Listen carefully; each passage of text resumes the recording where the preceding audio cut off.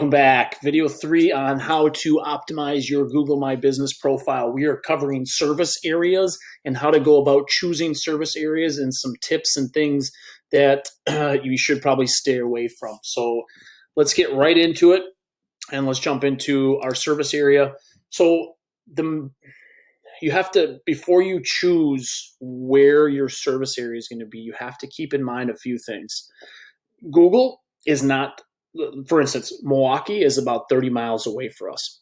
We're not going to rank in Milwaukee. It's not going to happen. It's just too far. The furthest I've seen is about a 10 to 15 mile radius. Now, if you think about that, a 10 to 15 mile radius, that's a 20 to 30 mile diameter from your location.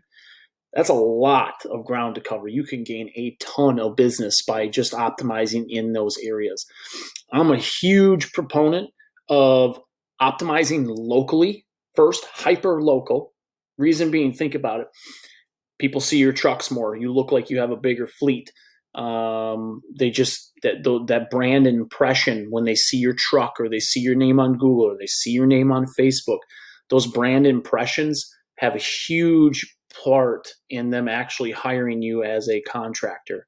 These are things to keep in mind. This is why I'm so adamant that contractors optimize their Google My Business profile and then work with me to get their website and a bunch of the other things and factors taken care of, because you guys can really grow your business without spending a ton of money.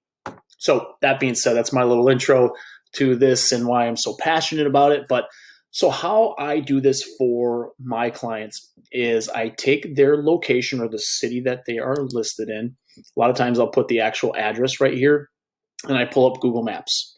First thing I do. And then I back this map out until it gets to about this little where it says 2 miles here is about that far. And then I start looking at what is around us. And I will essentially, if you've ever seen the heat maps that I post, I will start a little circle around our spot, and then I'll just continuously expand this way.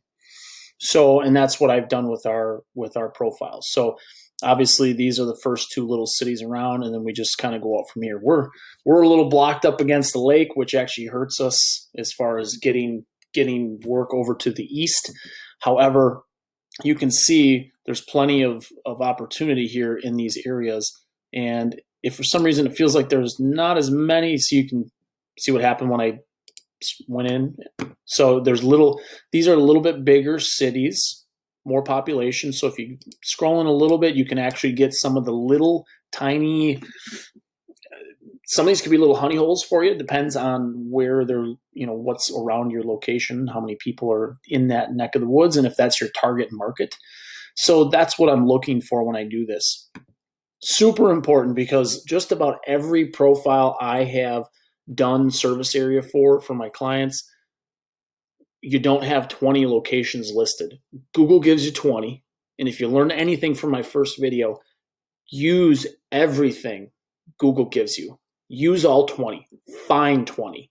Even if you have to really get down, let's say if we want to hyper localize even more, I don't really have a good example here because everything's so spread out where we are.